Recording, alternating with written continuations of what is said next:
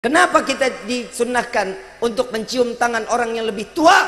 Karena itu adalah keberkahan dari orang tua yang telah memberikan rezeki dari tangannya, susah payah lewat tangannya. Kenapa kita disunnahkan untuk mencium kaki orang tua, membasuh kaki orang tua? Kenapa? Karena kaki yang ridha jalan di tengah panasnya matahari mencari rezeki untuk anak. Itulah keberkahan anak ada di kaki kedua orang tuanya. Boleh, silakan. Nak cium tangan sama ulama, silakan. Nak cium tangan sama Habib, silakan. Tapi ingat, anak ini akhirnya cium tangannya sama ulama doang, sama orang tua enggak.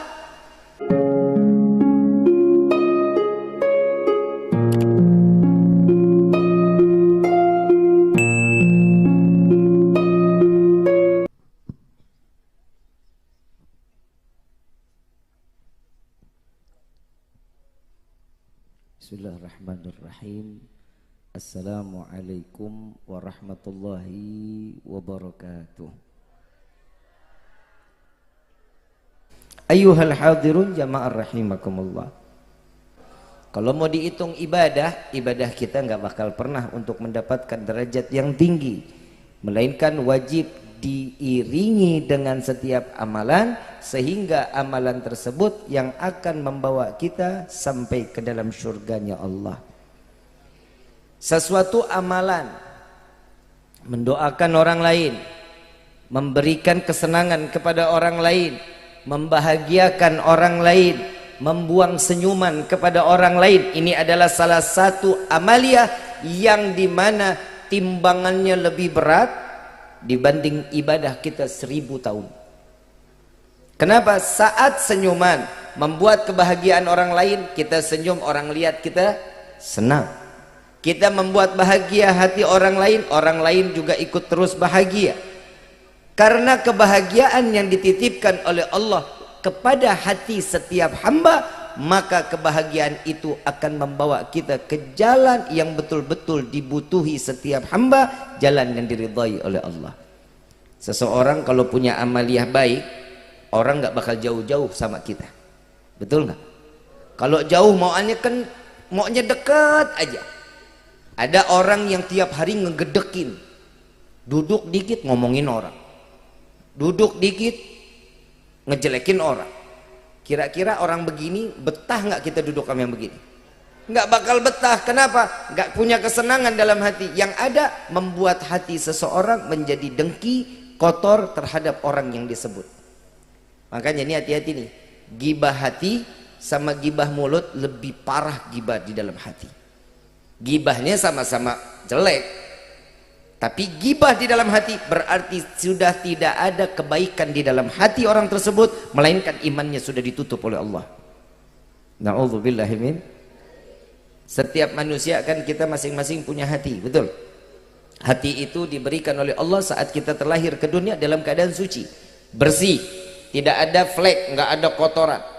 Satu perbuatan dosa yang dilakukan oleh setiap hamba itu menjadi satu titik tinta hitam di dalam hati, agar orang tersebut makin jauh dan jauh daripada Allah. Yang bisa membuat hati itu menjadi bersih, alladzina amanu wa tatma'inul qulubuhum bidzikrillah, ala bidzikrillahi wa tatma'inul qulub.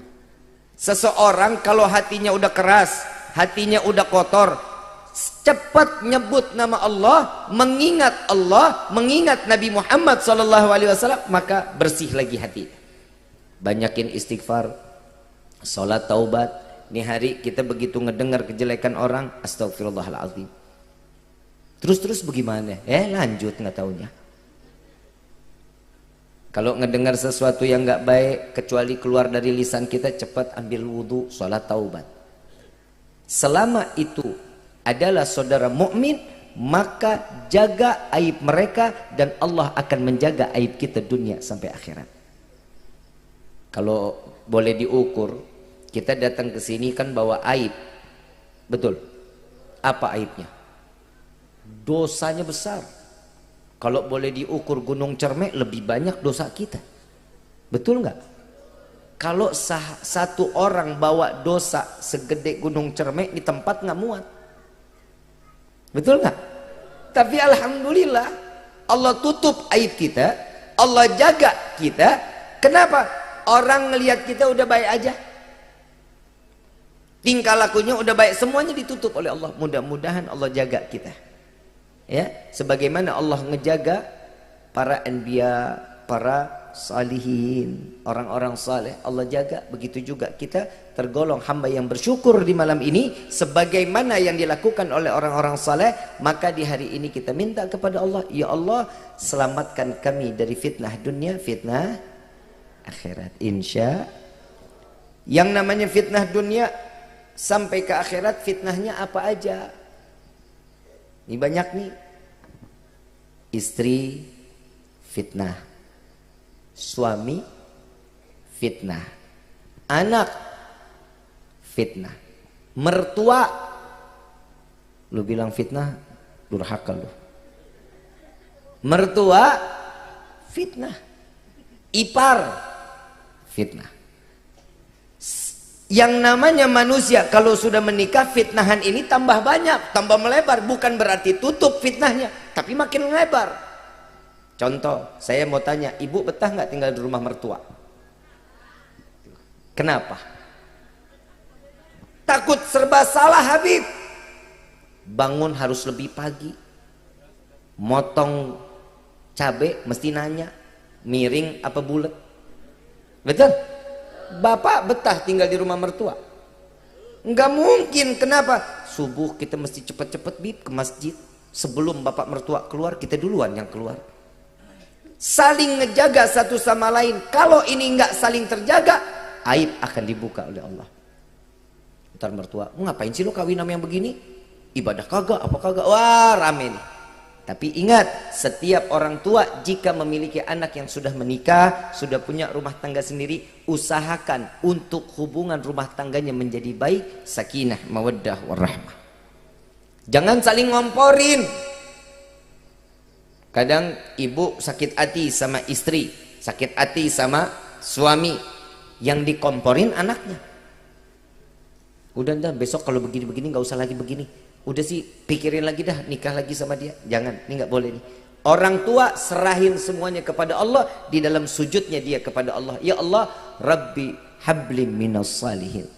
Rabbana hablana min azwajina wa dhurriyyatina wa qurratal a'yun waj'alna lil muttaqina imama.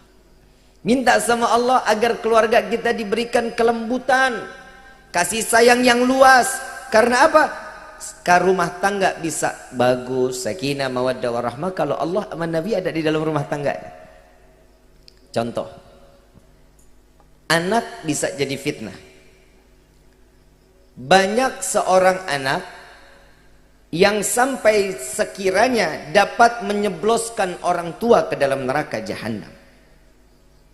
Tingkah lakunya. Yang pertama nih, kadang kita kalau ngelihat anak bandel luar biasa, ada nggak? Tiap hari nggak bisa ngelihat genteng orang, ngelihat genteng bawaannya mau disambit aja, badungnya setengah mati, diajak ngomong ngelawan. Yang keluar dari orang yang ngelihat anak ini badung, apa yang ditanya? Yang ditanya cuma satu, budak saha eta. Betul nggak? Yang ditanya anak siapa? Tapi kalau ini anak baik, akhlak, beradab, sopan, santun kepada orang lain, yang ditanya apa? Nah, namanya siapa? Tinggalnya di mana? Sekolahnya di mana? Orang tuanya belum ditanya. Kenapa? Ini baru jadi fitnah dunia, fitnah akhirat. Dan anak bisa juga membuang orang tua sampai ke dalam neraka jahanam. Yang pertama, durhaka sama orang tua. Orang tua udah bilang, orang tua yang namanya nikmat di dalam ibadah, orang tua nikmat ibadah, orang tua enak ibadah, tapi orang tua tersebut nggak pernah ngasih tahu anak, nak sholat, nak udah ngaji belum? Ini tugasnya bapak nih pak. Urusan anak untuk ibadah, urusan orang tua laki-laki. Perempuan hanya menjadi madrasah pertama. Yang tanggung menjadi imam dalam rumah tangga adalah seorang ayah. Kenapa? Tegur anak tersebut. Nah, sholat. Jangan ditanya, nak, nilai matematikanya kok turun? Bahasa Inggrisnya berapa, nak? Nah, rapotnya begini kok, nak. Ini yang ditanya masalah urusan sekolahnya. Urusan ibadah, giliran subuh nggak pernah dibangunin. Na'udzubillah min dzalik. Kita punya rumah. Ya, kita punya rumah. Rumahnya kita ini kebakaran. Anak kita lagi tidur di dalam kamar. Kira-kira kita selamatin nggak tuh anak? Pasti bakal diselamatin. Kenapa? Karena cinta sama anak kita. Tapi di akhir zaman banyak orang tua yang melemparkan anak ke dalam neraka jahanam. Kenapa? Sholat subuhnya nggak pernah dibangunin, sholat zuhurnya nggak diingetin, sholat asar nggak ditarik untuk sholat, sholat maghribnya didiemin untuk selesain dia permainannya, sholat isyaknya biarin dia tidur. Nggak ada. Saya mau tanya sama bapak, Pak, anak di dalam kamar, kira-kira kalau bapak yang ketiban panasnya, kena baranya, ridho apa enggak? Enggak ridho. Bapak sialan. Yang namanya orang tua ridho anak di dalam, mau ketiban kek, mau panas kek, mau kebakar, bodoh amat, yang penting anak saya selamat. Betul?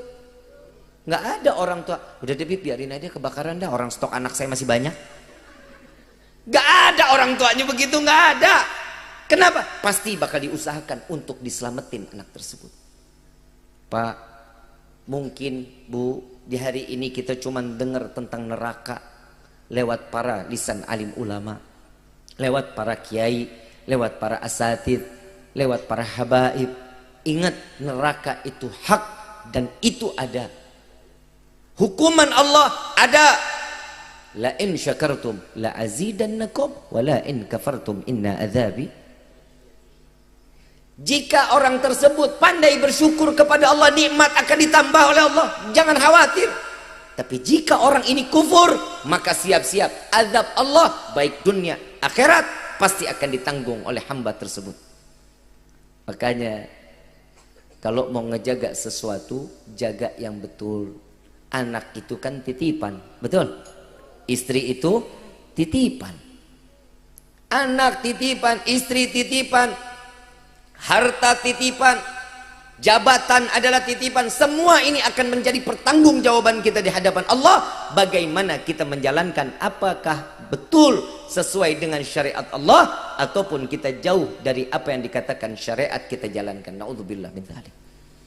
Urusan anak, yang pertama ngasih nama yang bagus. Ini lihat Fadli Subanul Ghadi, bagus namanya. Kadang ada yang namanya maunya ke Eropa-Eropaan. Begitu ngomong belibet. Ada kan?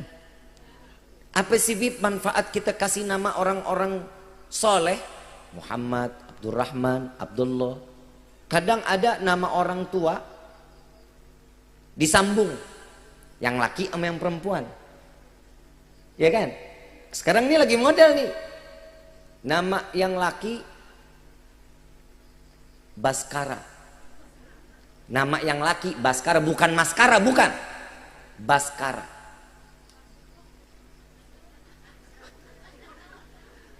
Yang ibu namanya Komariah. Nih anak punya nama Baskom.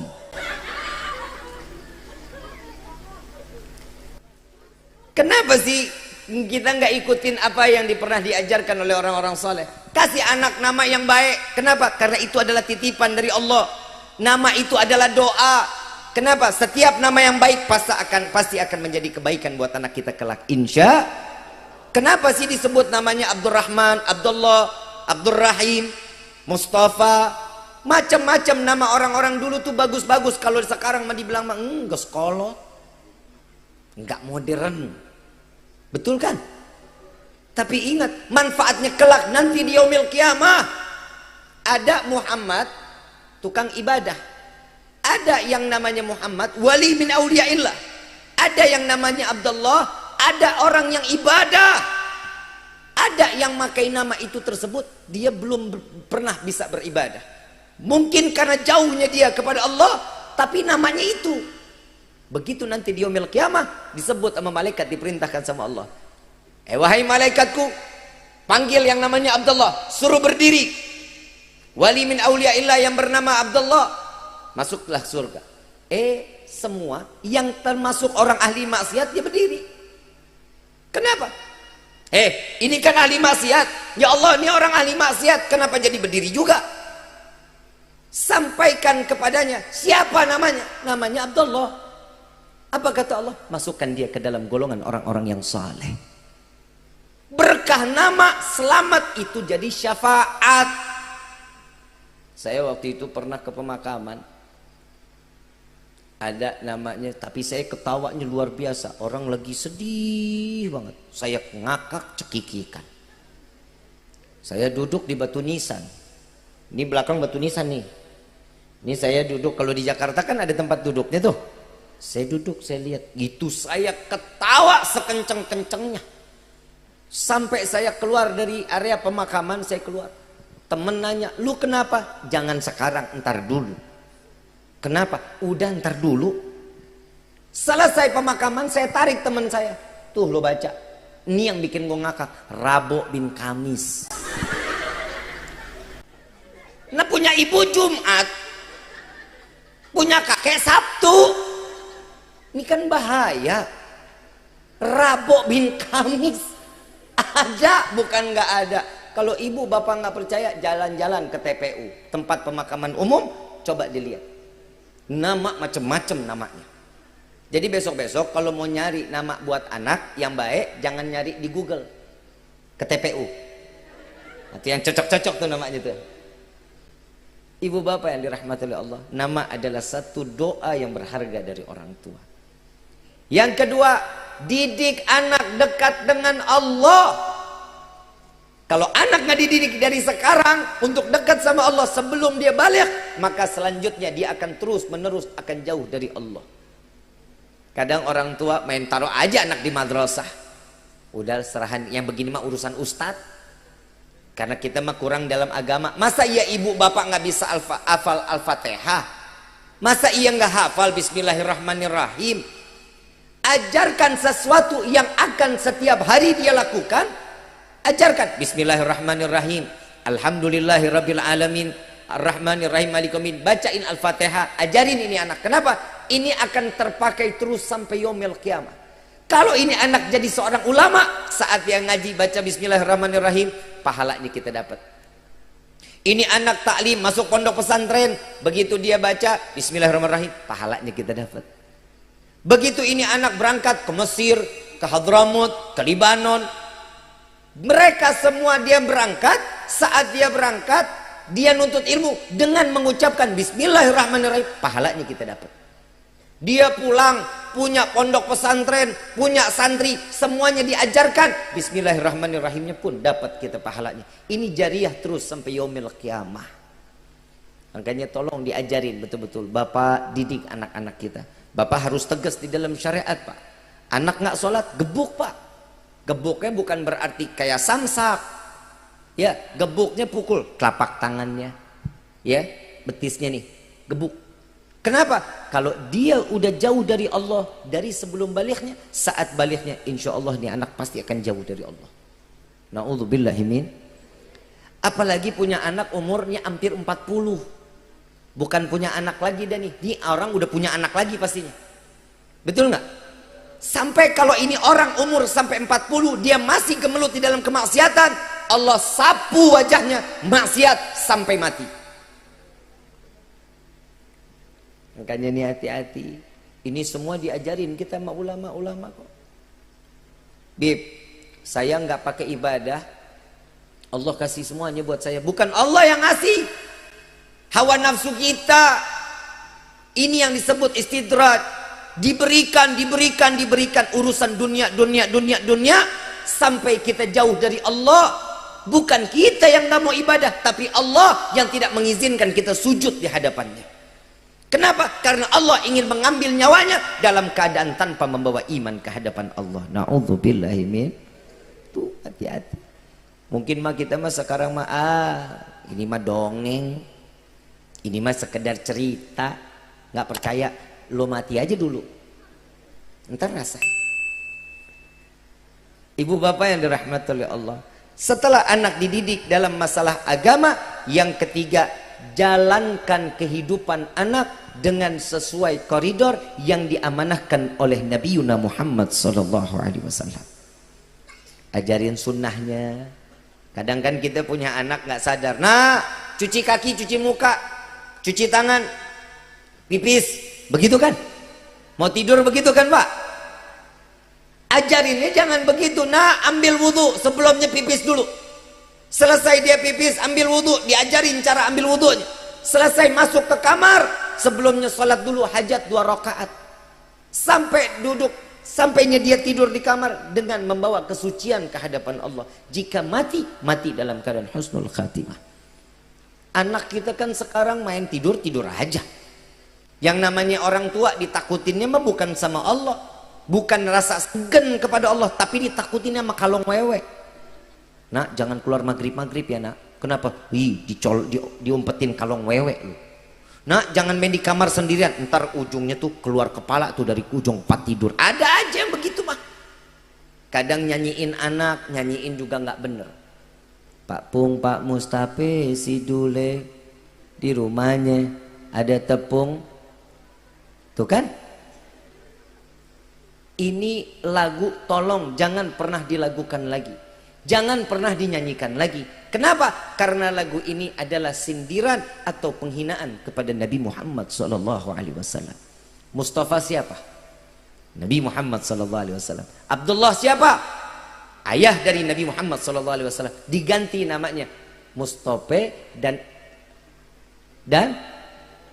Dule. Ini 2 nama nih, hati-hati. Ada lagi tuh lagu kedua, Dung Indung, hujan di udik, anak siapa, mata melirik, duh aduh, mandi di kali, tidak sembahyang, di dalam kubur mendapat Siti Aisyah istri Nabi Muhammad SAW. Tanpa disadarin ini lagu hinaan buat keluarga Nabi Muhammad SAW.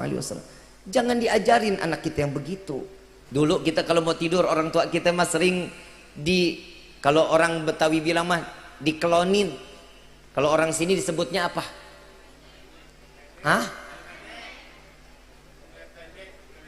PPD. Bodoh amat. Susah amat sih, ya Allah. Iya terserah dah, ya begitu dah bentuknya, udah begitu. Dulu kita diajarin apa? Ya Hanan, ya Manan, ya Qadim al-Ihsan, bahri judik malyan, jut lana bil ghafran. Dulu diajarin kita gitu tuh sambil dinyanyiin. Ya Allah, malaikat juga dekat sama nih anak. Yang kedua, la ilaha illallah hul malikul hakul mubin Muhammadur Rasulullah sadiqul wa'dil amin. Enak anak ngedengerin juga, pules ngedengerinnya. Sekarang mah urakan bukan main. Anak di dalam kandungan nyanyinya macam-macam nyanyian kita dengerin. Pantas kalau anak sudah besarnya jauh dari Allah. Kenapa? Karena mulai di dalam perutnya udah jauh dari Allah dan Nabi Muhammad SAW. Didik anak-anak kita sesuai dengan apa yang dia inginkan selama itu masih di jalan Allah Subhanahu wa ta'ala. Yang keempat, ajarkan dia untuk hormat kepada orang yang lebih tua. Sekarang udah banyak anak yang kurang ajar sama orang tua. Betul? Cium tangan anak sekarang di mana? Di pipi, di jidat. Betul? Saya khawatir 5 tahun, 6 tahun lagi itu cium tangan udah nggak di pipi, udah nggak di jidat, di leher sama di tengkok. Ini bahaya. Yang namanya indera penciuman mana? Ngapa hidung? Lo ngomongin hidung gua? Namanya indera penciuman nih hidung. Cara nyiumnya juga bukan dikecup. Bukan begitu, bukan. Cium tangan nih. Hirup. Itu cium tangan namanya. Kalau dikecup, minyak wangi aing luntur. Dihirup. Kenapa kita disunnahkan untuk mencium tangan orang yang lebih tua? Karena itu adalah keberkahan dari orang tua yang telah memberikan rezeki dari tangannya. Susah payah lewat tangannya. Kenapa kita disunnahkan untuk mencium kaki orang tua, membasuh kaki orang tua? Kenapa? Karena kaki yang ridha jalan di tengah panasnya matahari mencari rezeki untuk anak. Itulah keberkahan anak ada di kaki kedua orang tuanya. Boleh, silakan. Nak cium tangan sama ulama, silakan. Nak cium tangan sama Habib, silakan. Tangannya sama ulama doang, sama orang tua enggak. Sama habaib, sama kiai, sama ustadz, bukan main cium tangannya. La ilaha illallah. Kadang kita sampai dijegat. Kemarin saya di mana tuh ya? Daerah Bekasi. Saya turun dari mobil pakai baju putih, rapi, bersih. Baru turun jalan 3 langkah, habis kotor luar biasa. Ngapa? Untuk anak-anak bocah. Habib, Habib, Habib, Habib, Habib. Coba kita lihat. Saya nggak sayang sama baju saya. Saya khawatir ini anak nggak begitu sama orang tuanya. Kalau ini anak nggak begitu sama orang tua, saya yang dosa. Makanya saya kalau jalan sekarang nggak pernah mau salaman lagi, nggak mau saya. Saya takut. Kecuali sama orang-orang tua yang ada di hadapan saya mau salaman. Kenapa? Yang anak rata-rata susah cium tangan sama orang tua. Nggak ada hormat sama orang tua. Makanya Pak, Bu, didik mereka untuk hormat kepada kedua orang tua. Jadikan orang tua ini adalah malaikat untuk anak-anaknya. Makanya orang tua kalau ribut jangan di depan anak. Ini saya bilangin sekali lagi, kalau ribut orang tua jangan pernah di depan anak. Psikologi anak, kejiwaannya pasti akan terganggu.